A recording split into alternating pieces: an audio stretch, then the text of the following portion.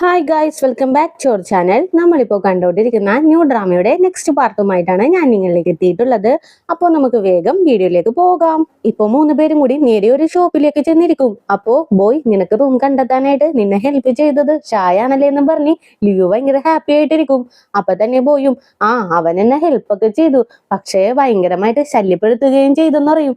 എന്ത്, ഞാൻ നിന്നെ ശല്യപ്പെടുത്തിയെന്നോ? അതെ, നീ നന്നായിട്ട് തന്നെ ശല്യപ്പെടുത്തി. എനിക്ക് ഈ റൂം കിട്ടാണ്ടിരിക്കാൻ വേണ്ടിയിട്ട് നീ ബാക്കിൽ കൂടി ഒരുപാട് ചരട് വലിച്ചിട്ടൊക്കെ ഉണ്ട്. അതെനിക്ക് നന്നായിട്ട് അറിയാന്ന് പറയും. ഓ, ഞാൻ ചരട് വലിച്ച കാരണം കൊണ്ടായിരിക്കാം നിനക്ക് റൂമൊക്കെ ഷിഫ്റ്റ് ചെയ്യാനായിട്ട് ഹെൽപ്പ് ചെയ്തത്. പിന്നെ ഇയാള് വലിയ ഡയലോഗൊക്കെ അടിക്കുന്നുണ്ടല്ലോ. ഒറ്റക്ക് മാറി താമസിക്കുമ്പോ എന്തൊക്കെ ആവശ്യമുണ്ടെന്ന് പോലും ഇയാൾക്ക് അറിയില്ല. പുള്ളിയെ വീട്ടിലേക്ക് വന്നത് എന്തൊക്കെ കൊണ്ടാണെന്ന് നിനക്കറിയാമോ ലിയു? കുറച്ച് ബുക്സും ഫിഷ് ടാങ്കും മാത്രം. ഇത്ര സാധനങ്ങൾ മാത്രമേ നിനക്കുള്ളൂ എന്ന് ചോദിച്ചപ്പോ ഇത്രയേ ഉള്ളൂ, ഇത്രയും പോരെയെന്ന് ചോദിച്ച ആളാണ് ഇതെന്നും പറഞ്ഞ് ആ കാര്യം കാണിക്കാണ്. എല്ലാ ബുക്സും നിരത്തി വെച്ചിട്ട്, ഒരു വീട്ടിലേക്ക് കൊണ്ടുവരാനായിട്ട് നിന്റെ കയ്യില് ഇത്രയും സാധനങ്ങൾ മാത്രമേ ഉള്ളൂ. നിനക്ക് പല്ല് തേക്കാനായിട്ട് പേസ്റ്റ്, ബ്രഷ്, കിടക്കാനായിട്ട് കിടക്ക, ഇതൊന്നും നിനക്ക് വേണ്ടിയെന്ന് ഇങ്ങനെ ചോദിക്കും. ഇത് കേൾക്കുമ്പോ പോയി ഒന്ന് പരിങ്ങിയിട്ട് അതൊക്കെ ഞാൻ വാങ്ങും, കുറച്ച് കഴിയുമ്പോ വാങ്ങാന്ന് പറയും. എന്തൊക്കെയാടാ നീ പറയുന്നത്, എനിക്കൊന്നും മനസ്സിലാവുന്നില്ല എന്നും പറഞ്ഞിട്ട് ഷായാണെങ്കിൽ ആ തലക്കും കൈ കൊടുത്ത് നിൽക്കും. ആ ടൈമിന് ബോയും മാനും കൂടി ഒരു സ്റ്റഡി ടേബിൾ എടുത്ത് ഹോളിന്റെ നടുവിലേക്ക് കൊണ്ടുവന്നിടും. ഇത് കാണുമ്പോ തന്നെ ഷായും, എന്തൊക്കെയാടാ നീ ഈ പൊട്ടത്തരം കാണിക്കുന്നത്? ഒരു ഹോളിന്റെ നടുവിലാണ് ആ സ്റ്റഡി ടേബിൾ ഇടുന്നത്. സ്റ്റഡി ടേബിളെ ഒരു മൂലക്ക് വേണം ഇടാനായിട്ട്, എന്നാലല്ലേ സ്പേസ് നിനക്ക് കിട്ടുള്ളൂ എന്നും പറഞ്ഞിട്ട് ഷാ തന്നെ എല്ലാ കാര്യങ്ങളും അറേഞ്ച് ചെയ്ത് കൊടുക്കും. സത്യം പറഞ്ഞാൽ എങ്ങനെ ജീവിക്കണമെന്ന് പോലും അറിയാൻ പാടില്ലാത്ത ഒരു മണ്ടനാണ് ഞാൻ. കാരണം അവന് ഒരുപാട് സ്പേസ് ഒക്കെ സേവ് ചെയ്ത് കൊടുത്തു.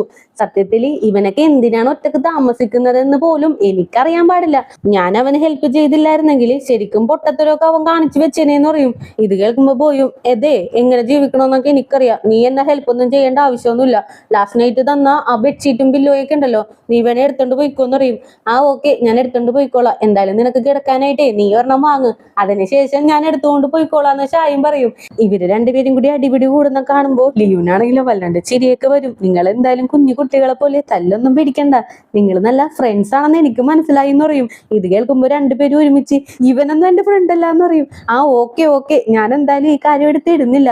പിന്നെ ഷാ, അമ്മ എന്തെങ്കിലും നിങ്ങളുടെ അടുത്ത് വിളിച്ച് പറഞ്ഞായിരുന്നു എന്ന് ഞാൻ ചോദിക്കും. എന്റെ അടുത്ത് നിന്റെ അമ്മ വിളിച്ചിട്ട് നീ കോളേജിൽ പോകുമ്പോ നിന്നെ നന്നായിട്ട് നോക്കിയേക്കണേന്ന് പറഞ്ഞു എന്ന് പറയും. ഇത് കേൾക്കുമ്പോ പോയും, അപ്പൊ നീ ഇന്ന് കോളേജിലേക്ക് പോകുന്നുണ്ടോ എന്ന് ഞാൻ ചോദിക്കും.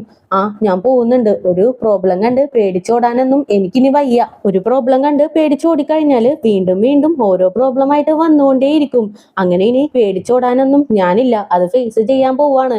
അതിന് ഒരു ഹെൽപ്പ് നിങ്ങൾ രണ്ടുപേരും എനിക്ക് വേണ്ടിയിട്ട് ചെയ്യണോന്ന് പറയും. ലിയോ ഒരു ഹെൽപ്പ് ചോദിച്ചാൽ രണ്ടുപേരും വേണ്ടാന്ന് പറയില്ലല്ലോ.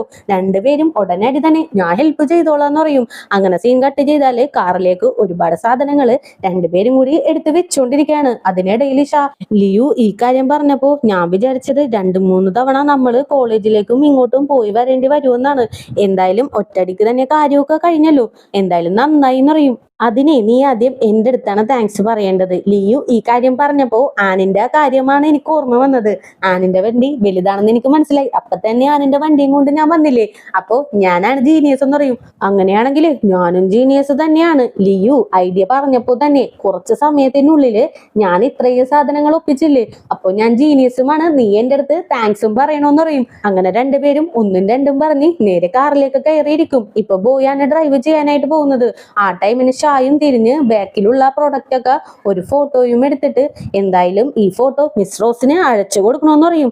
ഇത് കേൾക്കുമ്പോ പോയും, മിസ് റോസോ, അതാരാണെന്ന് ഇങ്ങനെ ചോദിക്കും. അയ്യോ, മിസ് റോസ് ആരാണെന്ന് നിനക്കറിയില്ലേ? ലിയുവിന്റെ അമ്മയുടെ പേരാണ് റോസ് എന്ന്. ഇതുപോലും അറിയില്ലെങ്കിൽ എന്തായാലും ഒരു സ്റ്റെപ്പ് മുന്നിൽ ഞാനാണ്. എന്തായാലും ലിയുനെ ഞാൻ തന്നെ കറക്റ്റ് ചെയ്യുമെന്നും പറഞ്ഞ് ചിരിച്ചോണ്ട് നിൽക്കും. ആ ടൈമിന് ബോയ്ക്കാണെങ്കിലോ ദേഷ്യം കയറി പെട്ടെന്ന് തന്നെ കാറും എടുത്തു പോകും. ഷായ്ക്കാണെങ്കിലോ ബാലൻസ് ചെയ്യാനേ പറ്റുന്നില്ല. ആടിയുലഞ്ഞാണ് പുള്ളിക്കാരൻ വണ്ടിയിലിരിക്കുന്നത്. അതേ ടൈം ലിയു സീനിയേഴ്സിനെയും ഫെയിനെയും മിമിനെയും ഒക്കെ പിടിച്ചിരുത്തി, നമുക്കിനി ഒരു ചേഞ്ച് വേണം. ഇന്നലെ ഇട്ട ഡ്രസ്സ് എന്തായാലും നമുക്ക് ഇന്ന് ഇടണ്ട, എപ്പോഴും ഒരേപോലെ പോയിട്ട് കാര്യമൊന്നും ഇല്ലല്ലോ. എന്തായാലും നമുക്കൊരു ചേഞ്ച് കൊണ്ടുവരണം, എന്നാലല്ലേ ഇനി വരുന്ന കുട്ടികൾക്ക് അതൊരു ഇൻസ്പിറേഷൻ ആയിട്ട് മാറുള്ളൂ.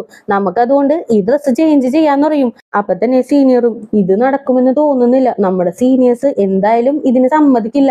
ഒരു തവണ ഞങ്ങൾ ചേഞ്ച് ചെയ്യാനായിട്ട് ശ്രമിച്ചതാണെന്ന് പറയും. അപ്പൊ തന്നെ മെലീന, നോറ, എന്തായാലും ലിയു പറഞ്ഞതിൽ കാര്യമൊക്കെ ഉണ്ട്. ഇത്രയും നാള് സീനിയേഴ്സ് പറഞ്ഞതല്ലേ നമ്മളും കേട്ടത്. ഇനിയെങ്കിലും ഒരു മാറ്റം വേണം. ഈ ജൂനിയേഴ്സ് പെൺകുട്ടികൾ പോലും ധൈര്യപൂർവ്വം മുന്നോട്ട് വന്നു. അപ്പൊ പിന്നെ നമ്മൾ ബാക്ക് അടിച്ച് നിൽക്കുന്നത് ശരിയല്ല.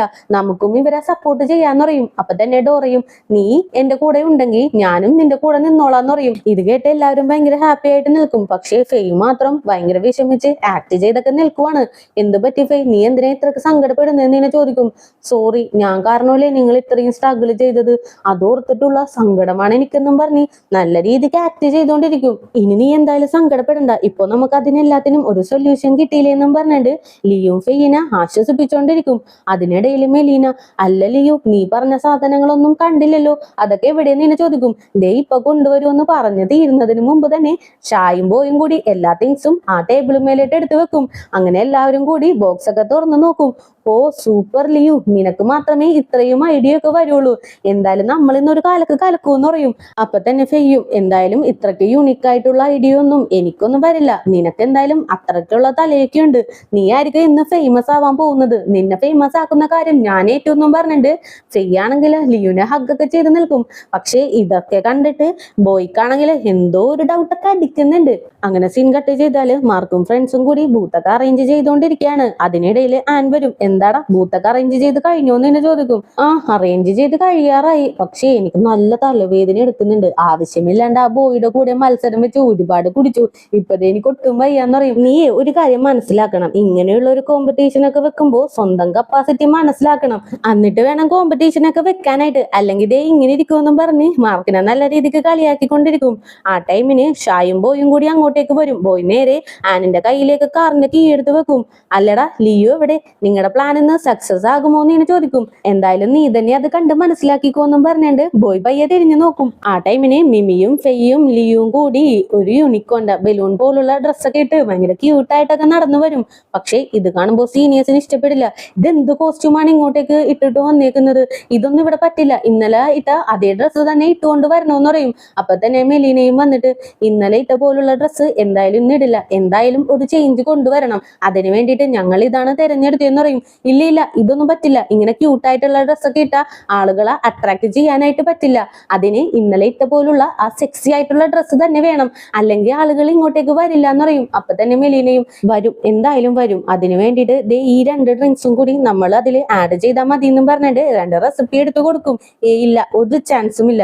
ഈ ഒരു ഡ്രിങ്ക് കുടിക്കാൻ വേണ്ടിയിട്ട് മാത്രം ആളുകളൊന്നും ഇങ്ങോട്ടേക്ക് വരില്ല എന്നും പറഞ്ഞിട്ട് വീണ്ടും സീനിയേഴ്സ് വഴക്ക് പറയാനായിട്ട് തുടങ്ങും. ആ ടൈമിന് വേറൊരു സീനിയർ ഇവരെ വന്ന് സപ്പോർട്ട് ചെയ്യും. എന്തായാലും അവരൊരു പുതിയ ഐഡിയയുമായിട്ടല്ലേ വന്നത്. വന്ന ഉടനെ തന്നെ റിജക്ട് ചെയ്യുന്നത് എന്തായാലും ശരിയല്ല.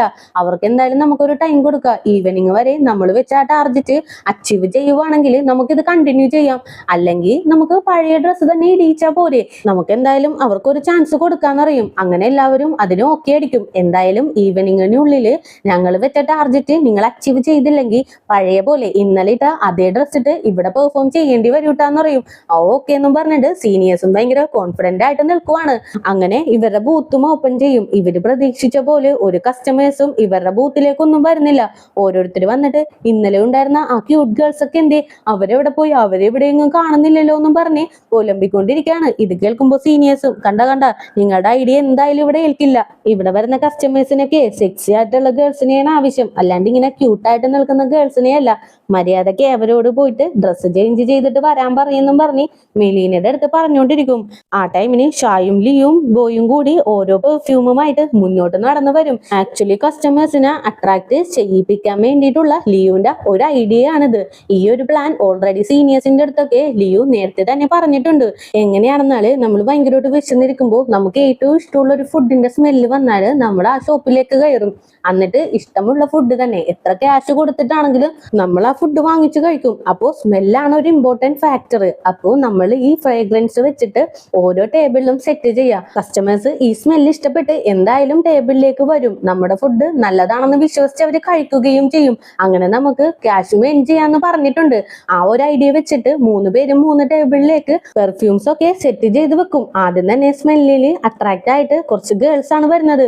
ദേടി, അവിടെ നല്ല സ്മെല്ല് വരുന്നുണ്ട്, അപ്പൊ അവിടെയുള്ള ഫുഡും സൂപ്പർ ആയിരിക്കും എന്നും പറഞ്ഞ് ഓരോരുത്തരുടെ ടേബിളിമേലേക്ക് വന്നിരിക്കാനായിട്ട് തുടങ്ങും. അതുമല്ലാണ്ട് കുറെ റെസിപ്പീസ് ഒക്കെ നമ്മുടെ ലിയോ തന്നെ മാറ്റിയിട്ടുണ്ട്. മാർക്കും ഫ്രണ്ട്സും ആനൊക്കെ കൂടി റെസിപ്പീസും നല്ല സൂപ്പർ സൂപ്പറായിട്ട് പ്രസന്റ് ചെയ്ത് കൊടുക്കും.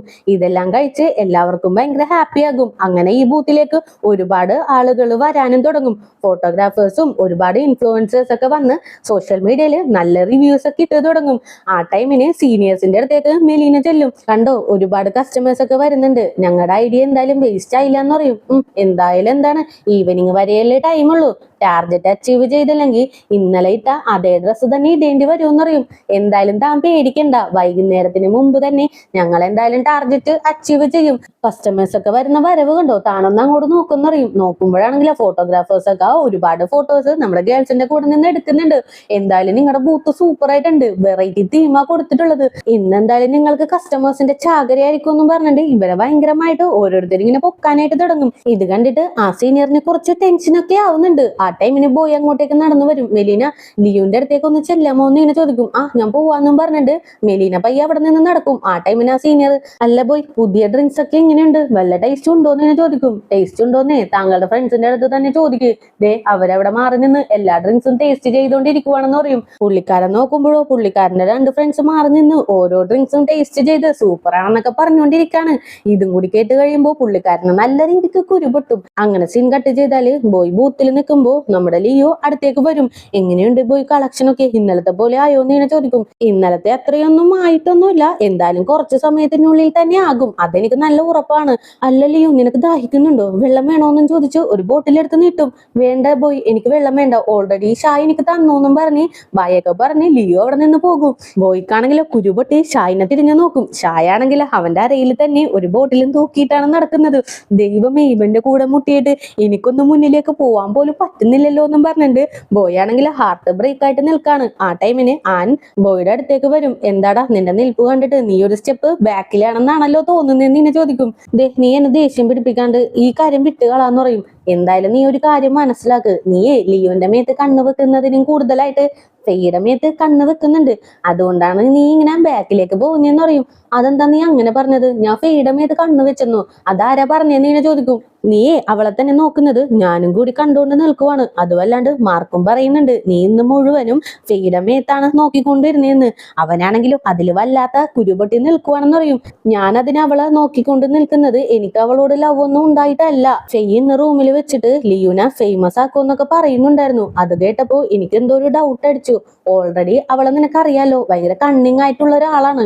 അവൾ ഇനി എന്തായിരിക്കും ചെയ്യാൻ പോവുക എന്ന് നമുക്കൊന്നും പ്രഡിക്റ്റ് ചെയ്യാനേ പറ്റില്ല. അവളുടെ മനസ്സിലുള്ളത് അവൾക്ക് മാത്രമല്ലേ അറിയുള്ളൂ, അതുകൊണ്ടാണ് ഞാൻ കൂടുതലായിട്ട് അവളെ വാച്ച് ചെയ്യുന്നതെന്ന് പറയും. അപ്പൊ തന്നെ ഞാനും ഫെയിനും ഒന്ന് നോക്കിയിട്ട് അവള് കണ്ണിങ് ആയിട്ടുള്ള ആളാണെന്നൊക്കെ എനിക്കറിയാം, എന്നാലും ഇന്ന് അവള് നല്ല രീതിക്ക് ഹാർഡ് വർക്ക് ഒക്കെ ചെയ്യുന്നുണ്ട്, അതുകൊണ്ട് ഇന്ന് വലിയ പ്രോബ്ലം ഒന്നും ഉണ്ടാക്കുമെന്ന് എനിക്ക് തോന്നുന്നില്ല എന്ന് പറയും. അതൊന്നും പറയാൻ പറ്റില്ല മോളെ, ഫെയ്യാണ് ആള്, അവളുടെ മനസ്സിലുള്ളത് അവൾക്ക് മാത്രമേ അറിയാൻ പറ്റുള്ളൂ, നമുക്കൊന്നും പ്രഡിക്റ്റ് ചെയ്യാനേ പറ്റില്ല. എന്തായാലും വരുന്നിടത്ത് വെച്ച് കാണാന്നും പറഞ്ഞ് ബോയും നിൽക്കും. അങ്ങനെ സീൻ കട്ട് ചെയ്താല് ഫെയ് കോട്ടൊക്കെ അഴിച്ചു വെച്ച് ഫ്രണ്ട്സിന്റെ അടുത്ത് പോയിട്ട് ഓരോ ഡ്രിങ്ക്സ് ഒക്കെ വാങ്ങിച്ചു കുടിക്കും. ആ ടൈമിന് സീനിയേഴ്സും വരും. എന്തായാലും ലിയോ, നിന്റെ ഐഡിയ ഉണ്ടല്ലോ സൂപ്പർ ആയിട്ടുണ്ട്, ഇത്രയും വർഷം ഇങ്ങനെ ഒരു ഫംഗ്ഷൻ നടന്നിട്ടും ഞങ്ങളെ ഇത്രയൊന്നും എൻജോയ് ചെയ്തിട്ടില്ല. എപ്പോഴും ഗേൾസിനെ കുറിച്ചുള്ള സങ്കടം മാത്രമേ ഉണ്ടായിട്ടുള്ളൂ, അവരുടെ സങ്കടവും ബുദ്ധിമുട്ടുകളൊക്കെ കണ്ട് ഞങ്ങൾക്ക് ഒരിക്കലും എൻജോയ് ചെയ്യാനേ പറ്റിയില്ല. പക്ഷെ ഇത്തവണ ഞങ്ങൾ നന്നായിട്ട് എൻജോയ് ചെയ്തു, ഇതിന്റെ എല്ലാ ക്രെഡിറ്റും നിനക്കാണുള്ളത്. ഇനി വരുന്ന ജൂനിയേഴ്സ് പെൺകുട്ടികളും നിന്നെ എപ്പോഴും ഓർത്തിരിക്കും, ഇങ്ങനെ ഒരു മാറ്റം കൊണ്ടുവന്നത് നീയാണല്ലോ, എല്ലാവരും അതുകൊണ്ട് ലിയോനെ പറ്റി ആലോചിക്കുമെന്നൊക്കെ പറഞ്ഞിട്ട് ലിയോനെ കുറിച്ച് സീനിയേഴ്സ് ഭയങ്കരമായിട്ട് പൊക്കിയടിക്കും. ഇതൊക്കെ കണ്ടിട്ട് ഫേക്ക് ആണെങ്കിൽ ഒട്ടും ഇഷ്ടപ്പെടുന്നില്ല. ഭയങ്കര ദേഷ്യത്തില് ലിയോനെ തന്നെ നോക്കിക്കൊണ്ട് നിൽക്കും. ഇത് കാണുന്ന മാർക്കും, എന്ത് പറ്റി ഫേ, നിനക്ക് എന്തെങ്കിലും ബുദ്ധിമുട്ട് തോന്നുന്നുണ്ടോ എന്ന് ചോദിക്കും. ഇല്ല ഇല്ല, ഞാൻ ഓക്കെയാണ്, നീ എന്തായാലും ഡ്രിങ്ക്സ് ഒക്കെ എടുക്ക്, ഞാനേ കസ്റ്റമേഴ്സിന് സർവ് ചെയ്തിട്ട് വരട്ടെ എന്നും പറഞ്ഞ് ഡ്രിങ്ക്സ് ഒക്കെ വാങ്ങിച്ച് മുന്നോട്ട് നടക്കുമ്പോ പോലും പുള്ളിക്കാരി കണ്ണോടിച്ച് എല്ലാം ഒന്ന് നോക്കി പെട്ടെന്ന് തലകറങ്ങി നിലത്തേക്ക് വീഴും. ഇത് കാണുമ്പോ തന്നെ എല്ലാവരും ഓടി ഫെയ്യുടെ അടുത്തേക്ക് വരും. ഫെയ്, നിനക്ക് എന്ത് പറ്റി എന്ന് ഇങ്ങനെ ചോദിക്കും. അപ്പൊ ഒരു സീനിയർ വന്ന്, ലിയോ നീ ആദ്യം ആ ഡ്രസ് ഒന്ന് തുറന്നു വിട്, കാറ്റൊന്ന് ഉള്ളിലേക്ക് പോട്ടെ എന്ന് പറയും. അപ്പൊ തന്നെ ലിയോ ആ ഡ്രസ് ഒന്ന് അഴിക്കും. പക്ഷേ നമ്മുടെ ഫെയ് ആണെങ്കിലോ ഭയങ്കര ഷോർട്ട് ആയിട്ടുള്ള നല്ല സെക്സി ആയിട്ടുള്ള ഡ്രസ്സാണ് അതിനുള്ളിൽ ഇട്ടിരിക്കുന്നത്. ഇത് കാണുമ്പോ തന്നെ ചുറ്റും കൂടി നിൽക്കുന്നവരെല്ലാവരും ഫെയ്യുടെ ഫോട്ടോസ് ഒക്കെ എടുക്കാനായിട്ട് തുടങ്ങും. ഇത്രയും ഭംഗിയുള്ള ഒരു പെൺകുട്ടി കെമിസ്ട്രി ഡിപ്പാർട്ട്മെന്റിലുണ്ടോ, അവളുടെ കൈ കണ്ടോ എന്തൊരു ഭംഗിയാണ്, കാല് കണ്ടോ ഭംഗി ഭംഗിയാണെന്നൊക്കെ പറഞ്ഞിട്ട് സോഷ്യൽ മീഡിയയിൽ ഇതിനെക്കുറിച്ച് പോസ്റ്റും ചെയ്യും. എല്ലാവരും ചുറ്റും കൂടി നിന്ന് ഫോട്ടോസ് ഒക്കെ എടുക്കുന്ന കാണുമ്പോൾ ഫ്രണ്ട്സ് എല്ലാവരും വന്ന് അത് തടുക്കാനായിട്ടൊക്കെ നോക്കും. പക്ഷെ ഒന്നും നടക്കുന്നില്ല. എല്ലാവരും ഒരുപാട് ഫോട്ടോസ് ഒക്കെ സോഷ്യൽ മീഡിയയിലിട്ട് ഒരുപാട് കമന്റ്സ് ഒക്കെ അതിന്റെ കീഴിൽ വരാനായിട്ട് തുടങ്ങും. ഇത് കാണുമ്പോൾ മാർക്കിന് വല്ലാത്ത ദേഷ്യം വരും. ആരെങ്കിലും ഒന്ന് ഓടിപ്പോയിട്ട് ഒരു വലിയ തുണി എടുത്തുകൊണ്ട് വന്നു പറയും. ഇത് കേൾക്കുമ്പോ തന്നെ ബോയും ഓടിപ്പോയി ഒരു തുണി എടുത്തുകൊണ്ട് വന്ന് ഫെയുടെ മേത്തിടും. അപ്പൊ തന്നെ ഷായും, എന്തായാലും ഇവളെ ഞാൻ ഇവിടെയുള്ള ക്ലിനിക്കിലേക്ക് കൊണ്ടുപോയിക്കോളാം. നിങ്ങളെല്ലാവരും ഇവിടെ നിന്ന് ഇവിടെയുള്ള കാര്യങ്ങളൊക്കെ നോക്കിക്കോ. പിന്നെ സോഷ്യൽ മീഡിയയിൽ പോസ്റ്റ് ചെയ്തിട്ടുള്ള ഫോട്ടോസിനെല്ലാം റിപ്പോർട്ട് അടിച്ച് ഡിലീറ്റ് ചെയ്യിപ്പിക്കണം. നിങ്ങൾ എന്തായാലും ഇവിടത്തെ കാര്യങ്ങൾ നോക്കിക്കോന്നും പറഞ്ഞിട്ട് ഷായും ബോയും കൂടി ഫെയ്യിനെയും എടുത്ത് ക്ലിനിക്കിലേക്ക് പോകും. ബോയ്ക്കാണെങ്കിലോ ഫെയ്യുടെ മേത്ത് നന്നായിട്ട് ഡൗട്ട് അടിക്കുന്നുണ്ട്. അതുകൊണ്ട് തന്നെ ഫെയ്യിനെ ഭയങ്കര രൂക്ഷമായിട്ട് നോക്കും. ഇത് കാണുമ്പോൾ ഷായും, നീ എന്തായാലും ഇവിടെ നിൽക്കണ്ട, നീ ലിയുന്റെ അടുത്തേക്ക് ചെല്ല്, അവളെ ഹെൽപ്പ് ചെയ്യാൻ നോക്കുന്ന പറയും. ബോയ് അങ്ങനെ അവിടെ നിന്ന് ഇറങ്ങും. എന്നാലും ഫെയ്യുടെ മേത്ത് നല്ല ഡൗട്ട് ബോയ്ക്ക് തോന്നിയിട്ടുണ്ട്. അതേ ടൈം ഫ്രണ്ട്സ് എല്ലാവരും കൂടി നിന്ന് ഫെയ്യുടെ ഫോട്ടോസ് ഒക്കെ റിപ്പോർട്ട് അടിച്ച് ഡിലീറ്റ് ചെയ്യാനായിട്ട് ശ്രമിച്ചുകൊണ്ടിരിക്കുകയാണ്. ആ ടൈമിന് സീനിയേഴ്സ് അങ്ങോട്ടേക്ക് വരും. മെലീന, ഇവിടെ ഇങ്ങനെയൊക്കെ നടന്നതിനുള്ള ഉത്തരവാദി നീയാണ്. നിന്നോട് ആരെങ്കിലും പുതിയ ഐഡിയയുമായിട്ട് വരാനായിട്ട് പറഞ്ഞു. ആ ഒരു കോസ്റ്റ്യൂം കാരണമാണ് ഫെയ്ക്ക് ഇങ്ങനെയൊക്കെ സംഭവിച്ചത്. എന്തായാലും ഇപ്പോ വൈകുന്നേരമായില്ലേ, നിങ്ങൾക്ക് തന്ന ടൈമും കഴിഞ്ഞു. ഇനി നിങ്ങൾ എല്ലാവരും ചെന്നിട്ട് പഴയ കോസ്റ്റ്യൂം തന്നെ ഇട്ടുകൊണ്ട് വന്നോ, അതാ നല്ലത്. എത്രയും പെട്ടെന്ന് മെലീന നീ ഇവിടെ നിന്ന് പോയിക്കോളണമെന്നും പറഞ്ഞിട്ട് സീനിയർ അവളുടെ ബാഗ് എടുത്ത് അവളുടെ മേത്തേക്ക് ഇട്ടിട്ട് ഇറങ്ങി പോവാനായിട്ട് പറയും. മെലീന വല്ലാത്ത സങ്കടപ്പെട്ട് ഇറങ്ങി പോവാനായിട്ട് നിൽക്കുവാണ്. ആ ടൈമിന് ബോയ് ഇവരെ ഇടയ്ക്ക് കയറും. സീനിയേഴ്സ്, ഞാൻ പറയുന്നതും കൂടി ഒന്ന് കേൾക്കാമോ എന്ന് ഇങ്ങനെ ചോദിക്കും. എന്തായാലും ഇതോടുകൂടി തന്നെ ഇന്നത്തെ പാർട്ടും കൂടി ഞാൻ അവസാനിപ്പിക്കുകയാണ്. നെക്സ്റ്റ് പാർട്ടുമായിട്ട് എത്രയും പെട്ടെന്ന് തന്നെ വരുന്നതായിരിക്കും. അപ്പോൾ പുതിയ കൂട്ടുകാരെങ്കിലും നമ്മുടെ ഈ ചാനൽ വിസിറ്റ് ചെയ്തിട്ടുണ്ടെങ്കിൽ സബ്സ്ക്രൈബ് ചെയ്ത് കൂടെയുള്ള ബെല്ലൈക്കണും കൂടി എനേബിൾ ചെയ്ത് വെച്ചേക്കുക. കൂടെ തന്നെ വീഡിയോക്ക് ഒരു ലൈക്കും വീഡിയോനെ കുറിച്ചുള്ള അഭിപ്രായങ്ങൾ കമന്റിലൂടെയും അറിയിച്ച് ഞങ്ങളെ സപ്പോർട്ട് ചെയ്യുക. അപ്പോൾ നെക്സ്റ്റ് പാർട്ടുമായിട്ട് വരുന്നവരേക്കും tata bye bye, see U.